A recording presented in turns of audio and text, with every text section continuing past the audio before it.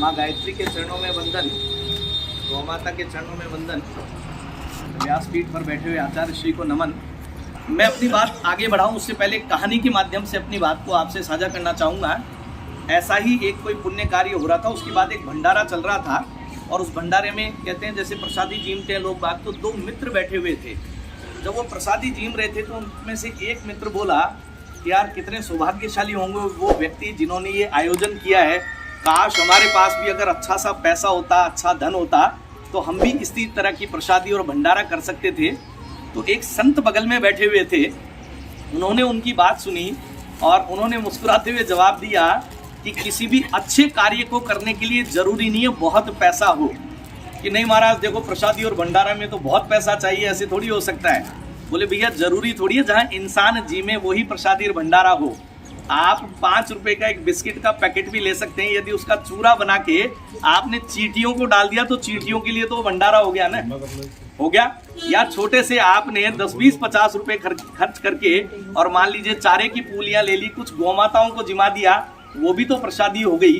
कहने का तात्पर्य केवल इतना, जीवन में अच्छे कार्य करने के लिए कई बार हम सोचते हैं ऐसा होता तो हम ऐसा कर लेते, ऐसा होता तो हम ऐसा कर लेते, लेकिन ईश्वर कभी भी आपके पैसे से कोई मतलब नहीं रखता। आप करोड़पति हो, अरबपति हो, सामान्य व्यक्ति हो, वो सिर्फ आपके भाव देखता है, आपके मन में दूसरों के प्रति कुछ अच्छा करने का कितना विचार है।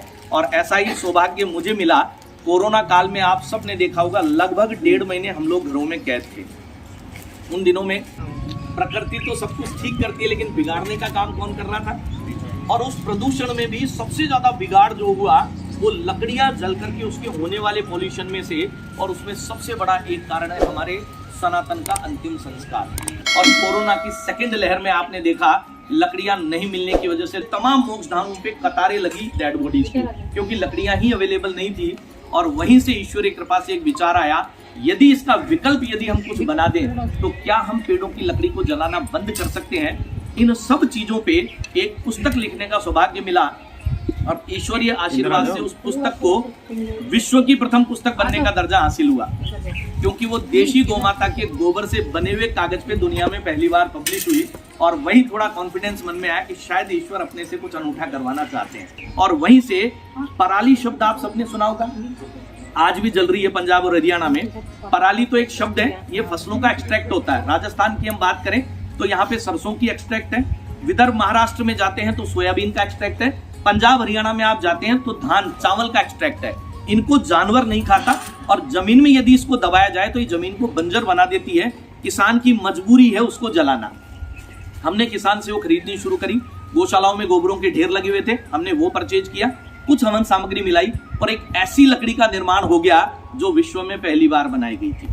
एग्रीकल्चर वेस्ट और काउडंग और कुछ हर्ब्स को मिला करके भारत सरकार में उसको भेजा। और आपने एक स्टार्टअप इंडिया मिशन का नाम सुना होगा, स्टार्टअप आजकल बहुत है, हमने भी उसको अपने इस आइडिया को स्टार्टअप पे भेजा और 1 से 1.5 महीने में भारत सरकार के स्टार्टअप इंडिया मिशन में इसका चयन हुआ। MNIT हमारा टेक्नोलॉजी पार्टनर बना, भारत सरकार ने MNIT में हमें इसके लिए ऑफिस प्रोवाइड कराया। वहां के साइंटिस्ट ने इसको लॉजिकली जांचा, क्या इसकी कैलोरीफिक वैल्यू है, क्या इसका ऐश कंटेंट है, कितना इसमें पॉल्यूशन है, कितना मॉइस्चर है, ये सब जब टेस्टिफाइड हो गया तो हमने राजस्थान सरकार में फाइल लगाई और मुझे आपको बताते हुए प्रसन्नता है, महज 3 महीने में सरकार ने हमारी फाइल को सैंक्शन किया और एज ए पायलट प्रोजेक्ट 11 मोक्षधाम हमने गोद ले लिए जयपुर के। और फिर मुझे आपको बताते हुए प्रसन्नता है, B2 बाईपास पे ऑलरेडी भवन का निर्माण हो चुका है, वहां हमारी ये लकड़ी रखाऊ आ रही है। और इसका USP क्या है ये भी बता देता हूं। हम एक बोर्ड लगाने जा रहे हैं जिसपे लिखा होगा कीमत इस लकड़ी की ये है, आप सक्षम हैं तो दे जाएं, वरना गौमे परिवार की ओर से भेंट है, लेकिन पेड़ों की लकड़ी जलाना बंद करें।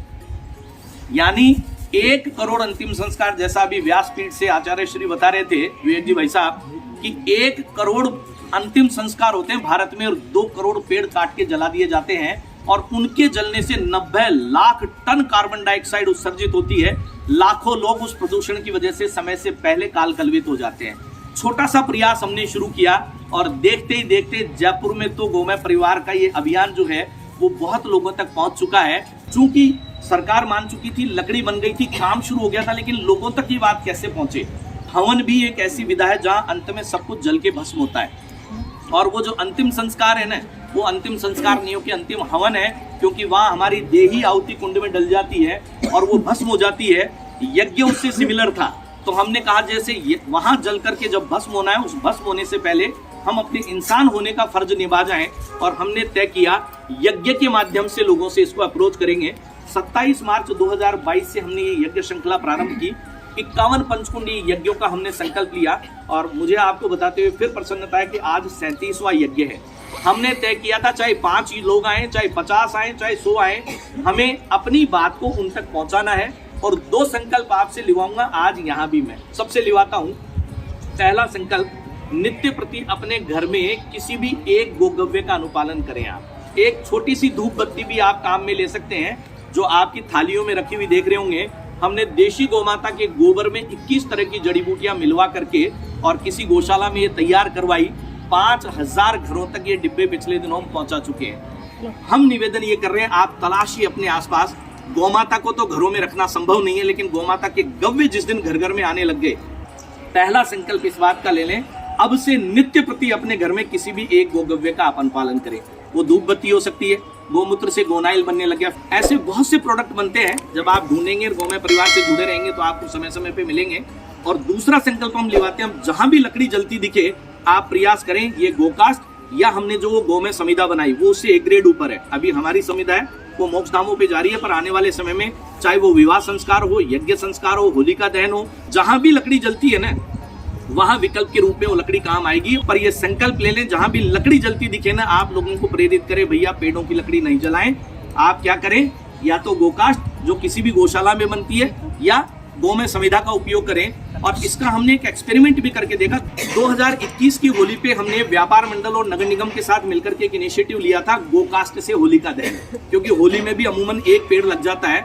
7 दिन का इनिशिएटिव लिया था, जयपुर के लोगों ने बढ़ चढ़ के हिस्सा लिया और 750 जगह गोकास्ट से होलिका दहन हुआ सर। उसके बाद हमारे हौसले बढ़े और अभी वाली जो होली थी हमने 15-20 दिन पहले इनिशिएटिव लिया और 2000 से ज्यादा जगह गोकास्ट से होलिका दहन हुआ। आप लोगों से निवेदन है, जब भी कहीं मिले प्रयास करें, चर्चा करें इस बात का कि समाज में क्या परिवर्तन होने जा रहा है, क्योंकि माउथ पब्लिसिटी सबसे बड़ी पब्लिसिटी है। आप सबने मेरी बात को इतने धैर्यपूर्वक सुना, उसके लिए आप सबका बहुत बहुत आभार। जय गौ माता, जय गौ। यज्ञ प्रारंभ करते हैं।